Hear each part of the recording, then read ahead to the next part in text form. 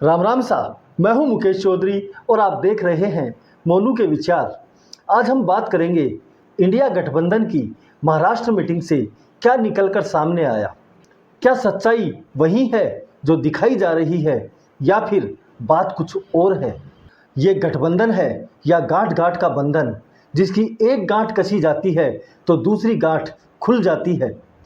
क्या ये गठबंधन वही साबित कर रहा है जो नरेंद्र मोदी इसके लिए कहते हैं। इस गठबंधन का एक संयोजक चुनने के बजाय 14 सदस्यीय समन्वय समिति क्यों बनानी पड़ी। क्या वजह है इस समन्वय समिति में एक भी वो चेहरा नहीं है जिन्हें उनके नेता पीएम उम्मीदवार बनाने के दावे कर चुके हैं। इन सब सवालों का विश्लेषण करने से पूर्व छोटा सा निवेदन है, कृपया वीडियो को लाइक और चैनल को सब्सक्राइब कर लें।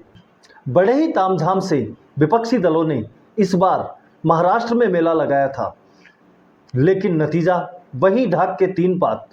खबर थी कि इस बार गठबंधन का संयोजक चुना जाएगा और गठबंधन के लिए एक लोगो का भी अनावरण होगा, लेकिन न तो संयोजक चुना गया और न ही लोगो फाइनल कर सके। बाहर आकर कुछ भी कहें, लेकिन अंदर सब कुछ सामान्य नहीं लग रहा है।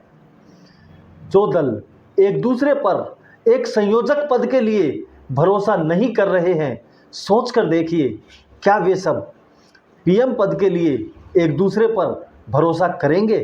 सूत्रों से खबर है कि कांग्रेस इस गठबंधन का संयोजक पद अपने पास रखना चाहती है, क्योंकि इस गठबंधन में कांग्रेस ही एक ऐसी पार्टी है जिसका पूरे देश में केडर बेस है।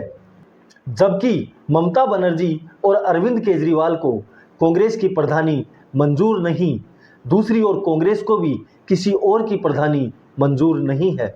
आखिरकार विवाद से बचने के लिए संयोजक बनाने का फैसला ही टाल दिया गया और 11 सदस्यीय समन्वय समिति बनाने पर विचार हुआ, लेकिन इसमें भी कुछ दलों का पेच फंस गया। आखिरकार 14 सदस्यीय समन्वय समिति बनानी पड़ी, लेकिन इस समिति में भी शरद पवार के अलावा किसी भी दल का पीएम मटेरियल फेस शामिल नहीं हुआ, तो बाजार में अटकलें लगने लगी। आखिर ऐसा क्यों हुआ।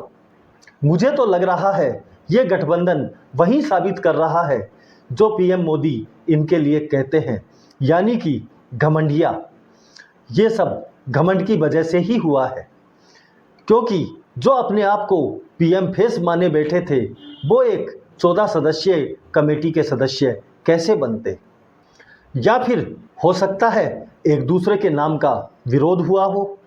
लेकिन एक बात साफ हो गई, इस मोदी हटाओ अभियान में एकता का सिर्फ दिखावा हो रहा है।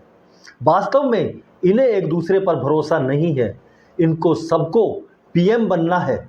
क्योंकि अगर त्याग और विश्वास की भावना होती तो फिर संयोजक के चयन में कोई दिक्कत नहीं आती, और अगर संयोजक का चयन नहीं कर पा रहे हैं तो गलती से सत्ता मिल गई तो फिर पीएम का चयन कैसे कर पाएंगे। दूसरी तरफ एनडीए है, जहां एक ही लोकप्रिय चेहरा नरेंद्र मोदी का है। उस वटवृक्ष के नीचे सभी एकजुट नजर आते हैं, कोई तामझाम नहीं, किसी तरह की कोई बयानबाजी नहीं। ऐसे में जनता को भी बेहतर विकल्प चुनने में कोई समस्या नहीं होगी। विपक्ष बार बार जितनी बेनतीजा मीटिंगें करेगा उसका उतना ही फायदा नरेंद्र मोदी को होगा, क्योंकि इन मीटिंगों से बार बार ये गठबंधन एक्सपोज हो रहा है। जनता इसे किस रूप में लेती है ये तो समय ही बताएगा। फिलहाल आप इस पर अपनी राय कमेंट करके बताएं। वीडियो पसंद आया तो इसे लाइक करें, चैनल को सब्सक्राइब करना न भूलें। धन्यवाद। जय हिंद, जय भारत।